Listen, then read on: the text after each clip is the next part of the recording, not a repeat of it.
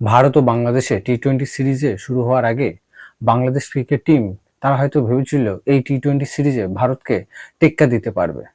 কিন্তু সেইখানে ভারত ও বাংলাদেশের প্রথম টি-20 ম্যাচে ভারত বাংলাদেশকে পুরোপুরি আউটক্লাস করে দিয়েছে। মানে একতরফা ম্যাচে ভারত বাংলাদেশকে টি-20 প্রথম ম্যাচেই হারিয়ে দিয়েছে। হাই হ্যালো নমস্কার, আপনারা সকলকে স্বাগত আমার ইউটিউব চ্যানেলে। আর আপনারা দেখছেন sports India and more. Bharat ও বাংলাদেশের দ্বিতীয় টি-20 ম্যাচটি খেলা হবে দিল্লির অরুণ জেটলি ক্রিকেট স্টেডিয়ামে, এবং এই ম্যাচটি খেলা হবে 9ই অক্টোবর বুধবার, এবং সন্ধ্যে 7টায় এটা আপনারা দেখতে পাবেন।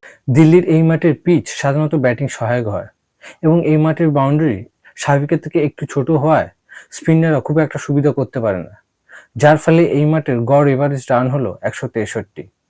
যদি আমরা বিগত 5টি টি-20 ম্যাচের রেকর্ড দেখি, তাহলে আমরা দেখব এখানে 5টি টি-20 ম্যাচে মোট 70টি উইকেট পড়েছে, এবং এই 70টি উইকেটের মধ্যে 53টি উইকেট পেয়েছে পেস বোলাররা এবং 17টি উইকেট পেয়েছে স্পিনাররা। এই মাঠে টসে জিতে প্রথমে বোলিং করার সিদ্ধান্ত প্রতিটি দলই নিয়ে থাকে, এবং আবহাওয়া রিপোর্ট অনুযায়ী এখানে মেঘলা আকাশ থাকবে এবং সামান্য বৃষ্টি হওয়ার সম্ভাবনাও রয়েছে। দ্বিতীয় টি-20 ম্যাচের আগে ভারত ও বাংলাদেশে দুই দলের পক্ষ থেকে কোনো প্লেয়ারের কোনো রকম চোট আঘাতের খবর এই মুহূর্তে নেই। ভারত ও বাংলাদেশে প্রথম টি-20 ম্যাচে যে প্লেইং ইলেভেন ছিল, দ্বিতীয় টি-20 ম্যাচে ভারত তার প্লেইং ইলেভেনে কোনো রকম পরিবর্তন করার কোনো সম্ভাবনা নেই।